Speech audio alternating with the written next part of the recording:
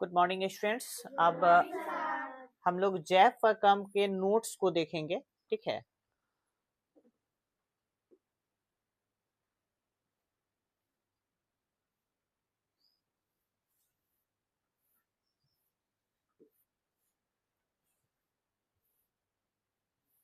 ये class 10th का जो विज्ञान है उसके अकॉर्डिंग बनाया गया है। जैव प्रकम किसे कहते हैं? हमारे ग्रह पर यानी हमारा हमारा जो ग्रह है उस पे मौजूद प्रत्येक जीव को जीवित रहने के लिए कुछ बुनियादी गतिविधियां करनी पड़ती है, और ये आवश्यक गतिविधियां जो मिलकर जीवन का रख रखाव करती है, जीव को जीवित रखती है, जैव प्रकर्म कहलाती है। यानी जैव प्रकर्म में वो सभी प्रकर्म होते हैं, जैसे पोषण है, श्वसन है, वहन है, वहन जैसे परिवहन और उत्सर्जन होता है, ये सब शामिल होता है। इसी प्रक्रिया को हम जैव प्रकर्म कहते हैं। ये सभी प्रकर्म जीव के शरीर में लगातार होते रहते हैं। जैविक जो प्रक्रियाएं हैं, लाइफ प्रोसेस, यहाँ देखिए पोषण। पोषण कैसे प्राप्त होगा? भोजन के द्वारा। जब हम भोजन करेंगे तो हमें पोषण प्राप्त होगा। परिवहन, ट्रांसपोर्टेशन, पोषक तत्वों और ऑक्सीजन का जो परिवहन होता है उसके बारे में। जैविक प्रक्रिया में जनन भी आता है। प्रजाति की निरंतरता के लिए नए जीव पैदा करना जनन की श्रेणी में आता है। वृद्धि और गति, समय के साथ साथ जब हम भोजन करते हैं तो हमारे शरीर में क्या होता है? वृद्धि होता है और गति भी करते हैं। शरीर का आकार बढ़ता है, हिलना डुलना, ये सब गति में आते हैं। श्वसन, ऊर्जा जारी करने के लिए ऑक्सीजन का उपयोग किया जाता है इसमें। उत्सर्जन, शरीर से अपशिष्ट पदार्थों को बाहर निकाला जाता है।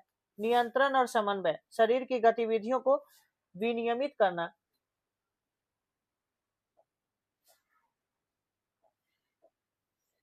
पोषण किसे कहते हैं? पोषण वह विधि है जिसमें जीव भोजन ग्रहण करता है। पोषण वह विधि है जिसमें जीव भोजन ग्रहण करता है, उसका पाचन करता है और उस पचित भोजन से ऊर्जा प्राप्त करके अपनी शरीर की वृद्धि, मरम्मत और अन्य सभी जैविक क्रियाओं के लिए उपयोग करता है। दूसरे शब्दों में कहे तो भोजन को खाने से लेकर उसके पोषक तत्व प्राप्त करने तक की पूरी प्रक्रिया को ही पोषण कहते हैं। पोषण किसे कहते हैं? भोजन खाने से लेकर उसके जो पोषक तत्व है प्राप्त करने तक की प्रक्रिया को हम क्या कहते हैं? पोषण कहते हैं। पोषण कितने प्रकार के होते हैं? तो मुख्य रूप से पोषण 2 प्रकार के होते हैं। पोषण कितने प्रकार के होते हैं? मुख्य रूप से पोषण 2 प्रकार के होते हैं, स्वपोषी पोषण और विषमपोषी पोषण। स्वपोषी पोषण किसे कहते हैं? इस प्रकार स्वपोषी पोषण में जीव अपना भोजन स्वयं सरल अकार्बनिक पदार्थों यानी कार्बन डाइऑक्साइड और पानी से सूर्य के प्रकाश की ऊर्जा का उपयोग करके बनाते हैं। उदाहरण हरे पौधे और कुछ जीवाणु। हरे पौधे क्या है? स्वपोषी है, ये अपना भोजन स्वयं बनाते हैं। अब प्रकाश संश्लेषण किसे कहते हैं? प्रकाश संश्लेषण वह प्रक्रिया है जिसके द्वारा हरे पौधे सूर्य के प्रकाश की उपस्थिति में अपना भोजन स्वयं तैयार करते हैं। प्रकाश संश्लेषण में क्या होता है? प्रकाश संश्लेषण एक ऐसी प्रक्रिया है जिसमें जो हरे पेड़ पौधे हैं वो अपना भोजन सूर्य के प्रकाश की उपस्थिति में अपना भोजन स्वयं बनाते हैं। क्या कहलाता है? प्रकाश संश्लेषण कहलाता है। इसका परिभाषा क्या है?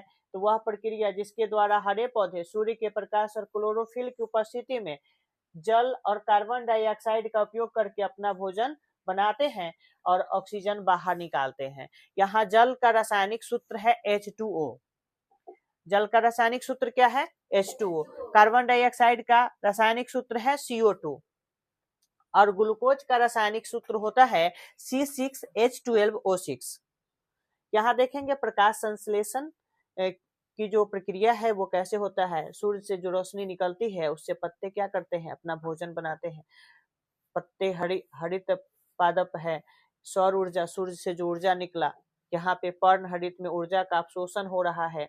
ये स्टोमाटा है, ठीक है। स्टोमाटा जो यहाँ पे पत्तियां पे है, इसका डिटेल्स यहाँ दिया गया है। कार्बन डाइऑक्साइड वायुमंडल से क्या लेते हैं? ये कार्बन डाइऑक्साइड सांस में लेते हैं। भोजन के रूप में क्या बनाते हैं? ये ग्लूकोज बनाते हैं, C6H12O6। प्रकाश संश्लेषण में क्या क्या चीजों की आवश्यकता पड़ती है? देखिए, सूर्य के प्रकाश की, सौर ऊर्जा की, कार्बन डाइऑक्साइड की, ऑक्सीजन की और वायुमंडल।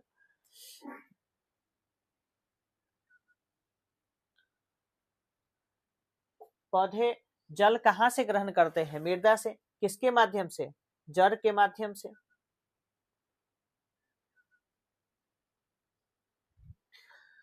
मुख्य घटक क्या क्या है? पौधे को अपना भोजन बनाने के लिए इन 4 चीजों की आवश्यकता पड़ती है। ये 4 चीज क्या? सूर्य के प्रकाश। सूर्य के प्रकाश ऊर्जा का मुख्य स्रोत है या प्राथमिक स्रोत है। क्लोरोफिल, पत्तियों में मौजूद हरा वर्णक जो प्रकाश को सोखता है, एब्जॉर्ब करता है, उसको क्या कहते हैं? क्लोरोफिल। कार्बन डाइऑक्साइड पत्तियों में मौजूद छोटे छिद्रों में प्रवेश करता है। कार्बन डाइऑक्साइड कहाँ प्रवेश करता है? पत्तियों में मौजूद छोटा रंध्र जो होता है उसमें प्रवेश करता है। पौधे जल कहाँ से एब्जॉर्ब करते हैं? जड़ों द्वारा मिट्टी से अवशोषित किया जाता है, अर्थात तो सोखा जाता है। इसका रासायनिक समीकरण क्या है? ये जो प्रकाश संश्लेषण है, प्रकाश संश्लेषण को इस रासायनिक समीकरण द्वारा हम एक लाइन में दर्शा सकते हैं। क्या है वो? C6CO2 plus 12H2O। क्लोरोफिल और सूर्य के प्रकाश की उपस्थिति में क्या बनाता है पौधा? अपना भोजन। ग्लूकोज C6H12O6 6CO2 और H2O। सरल शब्दों में इसे कैसे समझेंगे? कार्बन डाइऑक्साइड प्लस पानी प्लस प्रकाश मिलकर बनाएंगे क्या? भोजन और ऑक्सीजन। C6H12O6 ग्लूकोज पौधे का भोजन है, O2 ऑक्सीजन जो हम सांस लेते हैं। यह प्रक्रिया कहाँ होती है? यह प्रक्रिया कहाँ होती है? यह प्रक्रिया मुख्य रूप से पत्तियों में क्लोरोप्लास्ट के भीतर होती है। कहाँ होती है? क्लोरोप्लास्ट के भीतर होती है। स्टोमेटा पत्तियों की सतह पर छोटे छिद्र होते हैं जिनमें गैसों का आदान प्रदान होता है। जिनमें गैसों का आदान प्रदान होता है।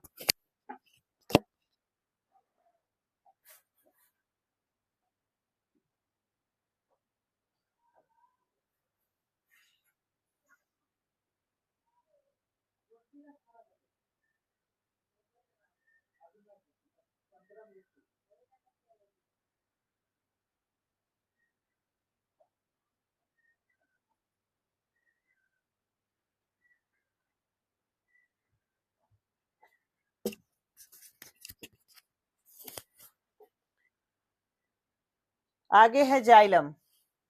वह नलिकाएं जो जड़ों से पानी को पत्तियों तक पहुंचाती है। ये क्या है? जाइलम। जाइलम का काम है जड़ से पानी को पत्तियों तक पहुंचाना। यह प्रक्रिया 2 भागों में विभाजित होती है। एक तो प्रकाश निर्भर अभिक्रिया है जिसको लाइट रिएक्शन यानी प्रकाशिक अभिक्रिया कहते हैं। इसकी विशेषता क्या? इसमें सूर्य की ऊर्जा से जल के अणु टूटते हैं और ऑक्सीजन निकलती है। इसका स्थान क्या है? थाइलाकोलाइट। अप्रकाशिक अभिक्रिया डार्क रिएक्शन प्रकाश स्वतंत्र अभिक्रिया, इसमें केल्विन चक्र भी कहते हैं। इसमें CO2 से ग्लूकोज बनता है और इसका स्थान कहाँ है? स्ट्रोमा में है। अब यहाँ कुछ मुख्य बातें हैं जो आपको याद रखना चाहिए। कोशिका का रसोई घर किसको कहा जाता है? कोशिका का रसोई घर क्लोरोप्लास्ट को कहा जाता है। क्लोरोप्लास्ट को पौधे का कोशिका का रसोई घर कहा जाता है। क्लोरोप्लास्ट को पौधे का कोशिका का रसोई घर कहा जाता है। कोशिका का रसोई घर किसे कहा जाता है? क्लोरोप्लास्ट को कहा जाता है। कोशिका का रसोई घर किसे कहा जाता है? क्लोरोप्लास्ट को कहा जाता है। पौधे अपना भोजन स्टार्च के रूप में जमा करते हैं। पौधे अपना भोजन संचय किस रूप में करते हैं? स्टार्च के रूप में करते हैं। इसका क्या महत्व है? इस प्रक्रिया के बिना पृथ्वी पर जीवन संभव नहीं है क्योंकि यही ऑक्सीजन का मुख्य स्रोत है। ठीक है, इसके बिना पृथ्वी पर जीवन संभव नहीं है। प्रकाश संश्लेषण की क्रिया नहीं होगी तो क्या होगा? पृथ्वी पर से जीवन समाप्त हो जाएगा। घटक सौर्य प्रकाश कहाँ से मिलता है? सूरज से। इसका मुख्य कार्य क्या है? ऊर्जा देना। क्लोरोफिल कहाँ से मिलता है? हरी पत्तियों से। इसका मुख्य काम है प्रकाश को पकड़ना, एब्जॉर्ब करना। यहाँ पकड़ने का सेंस एब्जॉर्ब करने, अवशोषित करने से है। जल का रासायनिक सूत्र है H2O। कहाँ से? जड़ से, मिट्टी से, और हाइड्रोजन और इलेक्ट्रॉन देना इसका मुख्य काम है। CO2 का मतलब है कार्बन डाइऑक्साइड। कहाँ से प्राप्त होता है? वायुमंडल से। और कार्बन यानी भोजन बनाना इसका मुख्य काम।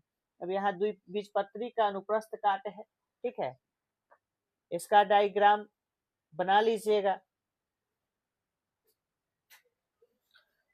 हट जाते हैं ताकि आपको बनाने में सुविधा हो।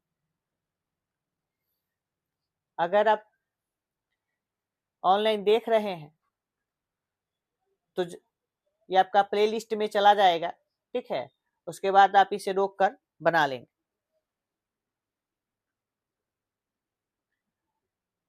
विषमपोषी पोषण किसे कहते हैं? विषमपोषी पोषण किसे कहते हैं? इस प्रकार के पोषण में जीव अपना भोजन स्वयं नहीं बना सकते और वे भोजन के लिए प्रत्यक्ष या परोक्ष रूप से स्वपोषी पर निर्भर रहते हैं। विषमपोषी किसे कहते हैं? तो विषमपोषी वो ऐसे जीव को कहते हैं जो अपने भोजन के लिए स्वपोषी पर निर्भर रहते हैं। जैसे मनुष्य, मनुष्य क्या है? विषमपोषी है। या तो पौधे को खाएगा, पौधे के फल फूल को खाएगा या अनाज खाएगा, तो यानी वो किस पे निर्भर है? दूसरों पे निर्भर है। जो हरे पेड़ पौधे हैं वो क्या है? स्वपोषी है। वो सूर्य की रोशनी में अपना भोजन स्वयं बना लेते हैं। विषमपोषी पोषण के मुख्य प्रकार, अब यहाँ स्वपोषी के उदाहरण है मनुष्य, जानवर, कवक, अधिकांश जीवाणु। ये क्या है? विषमपोषी है। सॉरी, मनुष्य, जानवर, कवक, अधिकांश जीवाणु क्या है? विषमपोषी है। ये किस पे निर्भर है? स्वपोषी पर निर्भर है।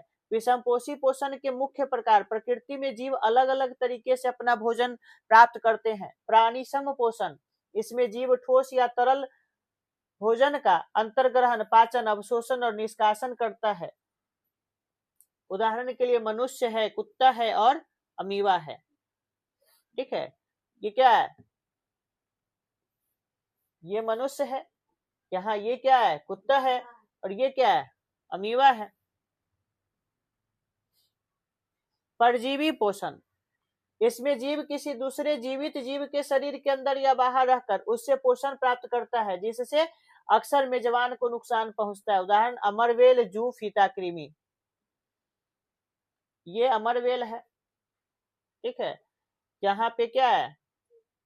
फीता कृमि है। फीता कृमि का जीवन चक्र यहाँ दिया गया है। ये फीता कृमि कहाँ रहता है? आंत में रहता है। कहाँ रहता है? आंत में रहता है। मृतजीवी पोषण, ये जीव सड़े गले कार्बनिक पदार्थों और मृत शरीरों से अपना भोजन प्राप्त करते हैं। ये भोजन को शरीर के बाहर ही विघटित कर देते हैं। विषमपोषी जीवों का वर्गीकरण किसके आधार पे? भोजन के आधार पर। विषमपोषी जीवों का भोजन के आधार पे वर्गीकरण। कुछ जीव क्या होते हैं? शाकाहारी होते हैं। शाकाहारी किनको कहते हैं? जो जीव केवल पेड़ पौधे और वनस्पति खाते हैं। जो जीव केवल पेड़ पौधे और वनस्पति को खाते हैं उसे क्या कहते हैं? शाकाहारी कहते हैं। जैसे है हिरन, गाय, खरगोश इत्यादि, ये शाकाहारी है। खरगोश क्या खा रहा है? गाजर खा रहा है। विषमपोषी मांसाहारी, ठीक है। मांसाहारी किसे कहते हैं? तो जो जीव दूसरे जीवों का या अन्य जानवरों का मांस खाते हैं उसे मांसाहारी जीव कहते हैं। जैसे बाघ, बाज, शेर, ये किस तरह का जीव है? मांसाहारी जीव है। आगे है सर्वाहारी, जो जीव पेड़ पौधे और मांस दोनों खाते हैं। उदाहरण के लिए मनुष्य, भालू, कौवा, सुअर, ये क्या है? सर्वाहारी है। कैसा जीव है? सर्वाहारी है। जानवरों के मांस को भी खाएंगे और पेड़ पौधे के पत्तियों को भी खाएंगे। उसी तरह से कौवा है। मनुष्य भी उसी तरह का प्राणी है, उसे सर्वाहारी कहते हैं।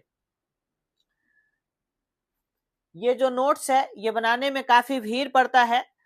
अगर आपको अच्छा लगता है तो आप हमारे चैनल को क्या करेंगे? सब्सक्राइब कर देंगे। अपने दोस्तों को ज्यादा से ज्यादा दोस्त के पास शेयर करेंगे ताकि ज्यादा से ज्यादा लोग इसका फायदा उठा सके।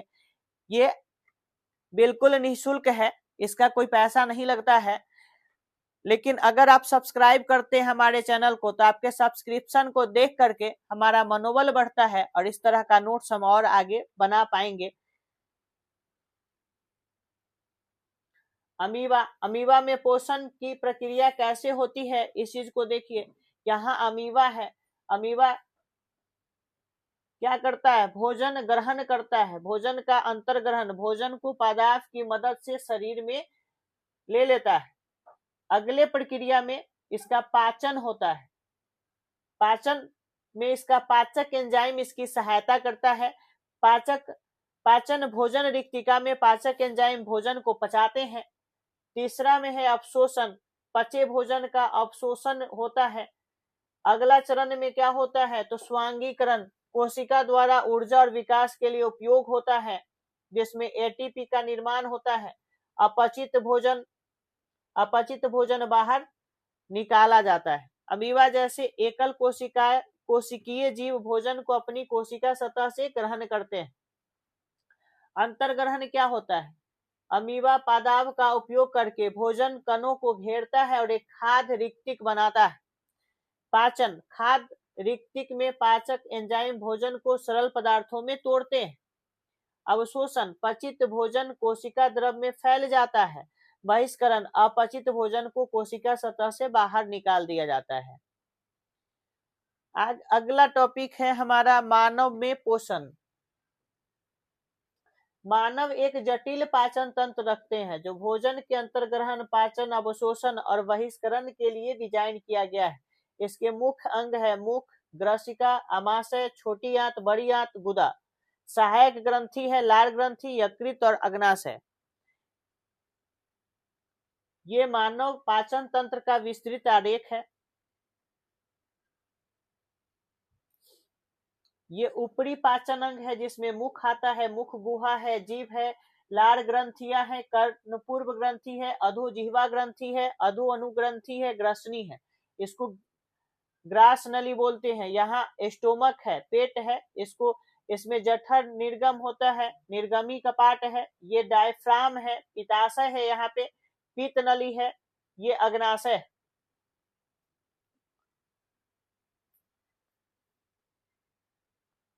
उसके बाद मेसेंट्री है, पेरिटोनियम है, यहाँ पे वृक्क भी होगा, और ये मूत्राशय। निचले पाचन अंग में क्या आता है, सहायक अंग है यकृत, पित्ताशय, पित्त नली। निचले अंग में छोटी आंत, ग्रसनी, मध्य आंत, इलियम, अपेंडिक्स। ये वाला जो हिस्सा है ये अपेंडिक्स है। ये जो आंत है ये बड़ी आंत है, ये छोटी आंत है। बड़ी आंत को लार्ज इंटेस्टाइन, आरोही, ये है आरोही बृहदांत, ये है अनुप्रस्थ बृहदांत, अवरोही बृहदांत, सिग्मोइड बृहदांत, मलाशय और गुदाद्वार।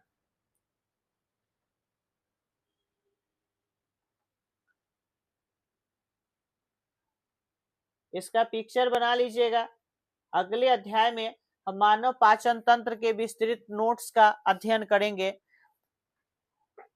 आज के लिए इतना ही, धन्यवाद।